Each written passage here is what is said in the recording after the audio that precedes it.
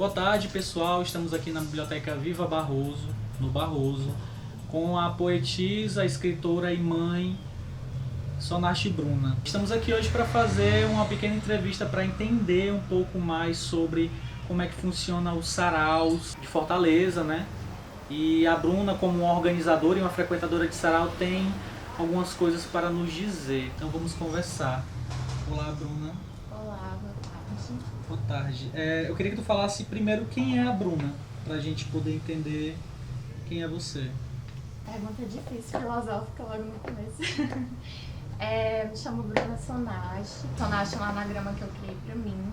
Eu sou poeta. Atualmente eu tenho um livro que foi lançado de forma independente, que se chama Vestígios e está em processo de financiamento coletivo. Eu frequento os saraus periféricos e as bibliotecas comunitárias desde 2015 e atualmente eu estou compondo, né, a coletiva Barrosas, que é uma coletiva de mulheres, uma coletiva que quer fazer um sarau de mulheres, né, feito por mulheres e para mulheres aqui no bairro Barroso, em parceria com a Biblioteca Viva Barroso. E eu também tenho uma pesquisa de dissertação, uma dissertação de mestrado em Linguística Aplicada sobre sarau periférico, que eu cartografei o sarau Ocupação, que é um sarau que acontece no bairro Antônio Bezerra, e também trago um pouco dos outros saraus e as outras atividades autonomistas que existem nas periferias de Fortaleza. Quero te fazer uma pergunta, a primeira, que é a seguinte. Como foi que você começou a se interessar por saraus? Por quê? O que é um sarau? Na minha dissertação eu coloco que o que importa não é o que é o sarau, mas qual o propósito, o que é que ele realiza, né? O que ele potencializa. Por quê? Porque o sarau, eu acho que ele como formato, ele é muito amplo, existem vários tipos de sarau, existem várias formas de fazer sarau, e geralmente elas são organizadas de acordo com os objetivos. Existem, por exemplo, saraus que são feitos nas periferias, que é o foco da minha pesquisa, sarau periférico, que tem já um formato, eu digo saraus periféricos autonomistas, porque também existem os que não são, né? Um formato mais de revide, né, de resistência, de existência, de arte, dentro do contexto das periferias, que não é só violência, não é só morte, não é só precariedade, né? E existem outros tipos de saraus, como saraus que acontecem em livrarias, saraus que acontecem dentro das universidades. E o primeiro contato que eu tive com o sarau foi com o sarau de livraria, que acontecia no Benfica, no Brechó Literário Rambo. Como era o nome do sarau? Era o Sarau Poesia de Leve, que foi idealizado pela poetisa TT Macambira e era realizado pelos donos da livraria, né, o Samuel Denk e a Débora Maia. E esse foi o primeiro contato que eu tive. Era um sarau que eu gostava muito, porque como ele era num bairro de universidade, ele recebia muitos estudantes, né, universitários, então tinha muitos poetas, muitas pessoas ligadas a esse campo de arte maior, assim, digamos. Esse sarau eu conheci em 2015. E também nesse ano, por intermédio das pessoas que eu conheci no Poesia de Leve, eu conheci o sarau da B1, que acontece no Janguru Sul. E aí foi um momento assim que eu realmente me senti total num sarau, porque era um sarau que tinha um propósito, esse propósito que eu disse de reconhecimento da arte, de valorização da arte da periferia. Foi um sarau que me comoveu muito, né, que me moveu de várias formas. E foi quando eu comecei a querer frequentar mais os saraus periféricos. E praticamente todos os outros saraus que eu frequentei depois foram saraus que acontecem em periferias também. O que pode um sarau dentro de uma periferia? Que tipo de movimentação um sarau se pretende? Cara, eu acho o sarau um espaço muito, muito potente, tanto que fiz uma dissertação sobre. Assim, como eu disse, o sarau pra mim ele é uma experimentação, ele é um encontro, ele é sempre um aqui e um agora. Porque por mais que ele tenha elementos em comuns, né, o sarau de periferia tem alguns elementos comuns, mas sempre é o agora, as pessoas que estão ali, são os poemas que vêm, e esses poemas é que vão gerar o movimento naquela hora, né? Os sentimentos nas pessoas. E assim, quando eu tô no sarau de periferia, que eu vejo uma mulher declamando, uma mulher negra, e eu vejo toda essa força, essa potência ali passando pra todo mundo, pra mim é incrível. É como estar fora da minha realidade, que é uma realidade racista, uma realidade machista. Então eu acho que aquele espaço, o sarau, assim como os slams também, ele é um espaço realmente de muita potência e de vida, né? Eu coloco isso também na dissertação, que é uma forma de vida, porque está gerando ali uma coisa que rompe com o capitalismo, rompe com o racismo, rompe com o machismo, rompe com várias estruturas. Nesse teu percurso, sendo uma participante de saraus, você viveu algum momento marcante? Eu acho que todos os saraus, eles marcam, né? Pra mim sempre é uma experiência boa, assim, o sarau em si.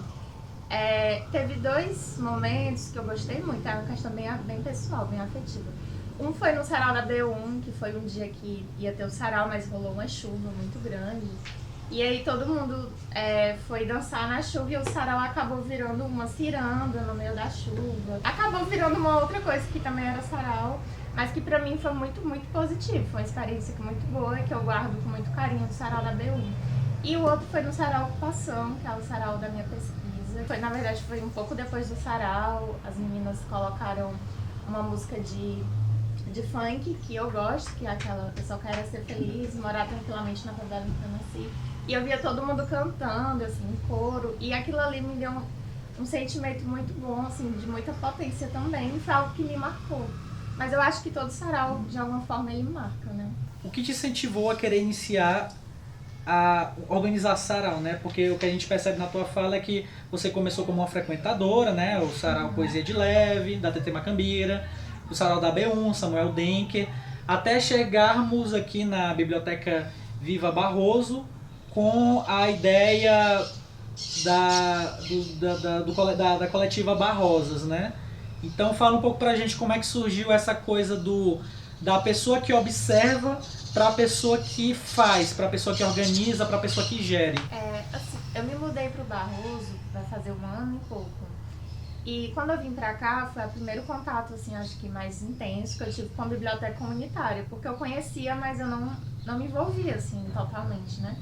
E eu conheci o pessoal daqui, o Éder, o Rafael, a Alcina, a Eduarda, e fui me envolvendo com eles. E aí, como eu tava pesquisando sarau, e eu sempre parti do sarau como uma frequentadora mesmo. Era até um bloqueio que eu tinha, que era participar de um sarau, como alguém que lê e tudo. Mas como eu tava com todas essas movimentações, aí eu cheguei toda empolgada pra eles. Gente, vamos fazer um sarau aqui no Barroso, não tem sarau no Barroso. Só que eles disseram, não, pera, Bruna, mas essa ideia já existe. Aí eles foram me contar do contexto daqui, que tem um slam, em que não tem participação de nenhuma mulher, né? Foi ter agora, na última edição com a Sina. Não tinha participação de mulheres. E aí eles tentaram fazer um sarau aqui uma vez para mulheres, mas não deu certo, não deu público. E aí eles estavam com a proposta de somar com a coletiva Pretaral, que já é um sarau que existe, feito por mulheres para mulheres negras, né? E criar um sarau aqui no Barroso. Então, na verdade, eu cheguei junto com a ideia e a gente pensou junto com a Pretaral em fazer um sarau aqui no Barroso, num barzinho que tem próximo à biblioteca, que ele é de 2 mulheres, né, que são companheiras. Mas não deu certo porque houve a pandemia. Então a Barrosas, ela foi uma ideia que eu tive de lidar com esse problema, né, essa problemática, apesar da pandemia, que foi uma página que seria para fazer esse incentivo à escrita de mulheres, para no futuro a gente fazer o sarau. Então hoje a Barrosas, ela é uma coletiva, a gente convidou várias mulheres do Barroso e de outros bairros periféricos de Fortaleza. E a gente trabalha com a página, né, virtualmente com projetos, mas a gente também faz ações aqui no Barroso, em parceria com a biblioteca. A gente teve uma oficina agora de escrita criativa. E a gente quer fazer o Sarau Barrosas, que vai ser um sarau também por mulheres, para mulheres aqui no Barroso. É uma proposta que ainda não conseguiu se concretizar por conta da pandemia, mas ela vai acontecer. Acho que foi juntando as movimentações que eu tive com o sarau, né, na minha vida, desde 2015, com as relações que eu fiz aqui no Barroso e como eu fui afetada pelo contexto, né, que já existia antes de eu vir morar aqui. Peguei o bonde andando. Por que é importante organizar um sarau com mulheres protagonizando o sarau? Então, uma coisa que eu sempre via nos saraus que eu frequentei, e também eu vejo outras manas relatando, é que embora os saraus periféricos sejam espaços de resistência, sejam espaços assim, né, que vão contra preconceitos, machismo, racismo, eles ainda são protagonizados, em sua maioria, quase sempre por homens. É uma realidade e, assim, as meninas, e eu também, muitas vezes, eu sempre tive problemas com timidez, né? Mas eu também não me sentia à vontade em vários espaços de sarau pra falar, não me sentia. E assim como eu, várias manas também me falam isso, que um lugar que só tem homem, elas não se sentem à vontade. Então a gente viu o exemplo da Pretaral, né, que é uma coletiva e um sarau itinerante de mulheres, feito por mulheres. E a gente viu nisso, acho que um exemplo e uma força para pensar também aqui o contexto do Barroso. E as coletivas de mulheres estão crescendo e com elas o sarau, porque eu acho que o sarau está acompanhando essas coletivas. Fortaleza e cidades metropolitanas, desde 2015, a gente começa a perceber um boom de saraus, né? Na tua fala até agora você falou rapidamente sobre alguns. Eu queria que você falasse um pouco pra gente, dentro do teu conhecimento, quais são os saraus que estão acontecendo atualmente e como que você entende a estrutura deles, como é que eles funcionam mais ou menos. Fala pra gente. Os saraus que eu cartografei na minha pesquisa e que eu tive contato foram principalmente os periféricos, que podem ser saraus autonomistas, que esses exemplos que eu falei, o da B1, o da ocupação, o da Barrosa, são exemplos de sarau autonomistas, que são saraus feitos de forma totalmente independente, sem nenhum recurso, sem nenhuma relação institucional de nenhuma forma, né? Então esses saraus, eles são feitos realmente pelas pessoas porque elas sentem vontade de fazer sarau e de uma forma totalmente espontânea. Só que os saraus autonomistas, eles também têm a proposta de se apropriar, né, das instituições de alguma forma. Se o dinheiro é nosso, a gente capta, né? Então, os saraus autonomistas, oficialmente, eles não são feitos com relação nenhuma institucional. Mas isso não impede as pessoas de fazerem saraus por meio de editais, né? A Bienal do Livro, a oficina da Barrosas. Embora a gente seja uma coletiva autonomista, a gente fez a oficina com o recurso do Cuca, do prêmio que teve agora, né? Então, é uma forma de se apropriar, mas isso não quer dizer que a gente seja vinculado àquela instituição. Aquela instituição não vai intervir de nenhuma forma na nossa organização como sarau, ou como coletivo, ou como que for. Agora, existem outros tipos de saraus, periféricos também, que eu conheci muito no contexto da Serrinha, que são os saraus de luta. Os saraus de luta, geralmente, eles são puxados por pessoas que têm uma relação partidária, tem um vínculo assim, partidário, e também por movimentos sociais, e geralmente são saraus com um propósito tipo de pauta, entendeu? Tipo, a gente vai fazer um sarau em defesa, sei lá, da lagoa, da preservação da lagoa. Então eu vejo muitos saraus assim com essa temática. Quanto o sarau de autonomista, ele é mais livre, ele não tem um tema. Ele tem esse contexto de periferia, mas as pessoas leiam o que querem, assim, não tem um tema, né? E também tem os saraus fora dos contextos de periferia. Existem saraus que são feitos nos contextos de universidade, geralmente eles são feitos para publicar um livro, com algum objetivo, assim, mais cultural, assim, relacionado à universidade em si.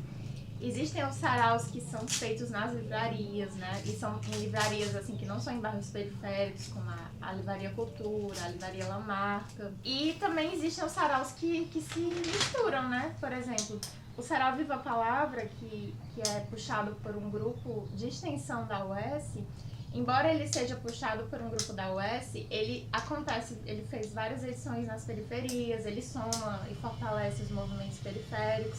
Então ele se relaciona. Que tipo de competências, que tipo de capacidades, que tipo de habilidades uma pessoa precisa ter para se tornar uma organizadora de sarau? O que é que ela tem que desenvolver em si para começar a se tornar uma gestora, uma produtora, né? Porque para você organizar um sarau você tem que ter certas habilidades, certas competências. Que coisas são essas? Que habilidades são essas? A pessoa precisa gostar de estar com outras pessoas. Eu acho que gostar de literatura, minimamente, de arte, porque é um espaço artístico, seja de literatura, seja de música, seja de artes cênicas ou qualquer tipo de arte. Então eu penso que se a pessoa não sente afeto nem por gente, nem por arte, não faz sentido estar no sarau, né? Porque ele é um ambiente que potencializa, eu acho que mais intensamente, esse tipo de movimento. Qual é a tua relação com o público? O que é que tu pensa o público? O que é o público? sei se é complexa, né, a pergunta. Eu acho que o público é isso, né? São pessoas que estão no sarau por um sentimento em comum, que eu acho que é esse afeto pela arte, né? E pelo encontro. E assim, eu encontrei pessoas maravilhosas no sarau. Eu acho que hoje em dia, em 2020, as minhas relações, os meus amigos, as pessoas com que eu tenho afeto, todas vieram direta ou indiretamente da minha relação com os saraus.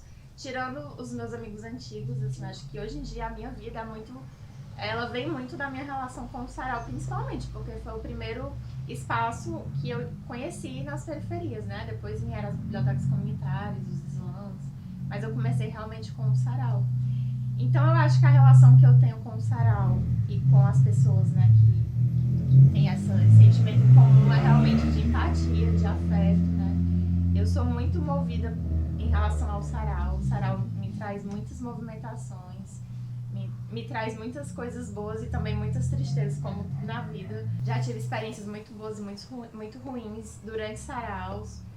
E é isso, assim, eu acho um espaço muito importante para mim, em relação às pessoas também. Eu queria agora que você olhasse para essa câmera e falasse alguma coisa que você gostaria de falar, que está preso dentro de você, que para quem está te ouvindo agora, alguma coisa que você queira falar. Ai, gente, eu quero muito que essa pandemia acabe, porque eu sinto falta de abraçar as pessoas. De ir pro barzinho e não ficar neurótica achando que eu vou pegar coronavírus. E é isso, fora o Bolsonaro. Gratidão, Bruna, pela entrevista. É isso.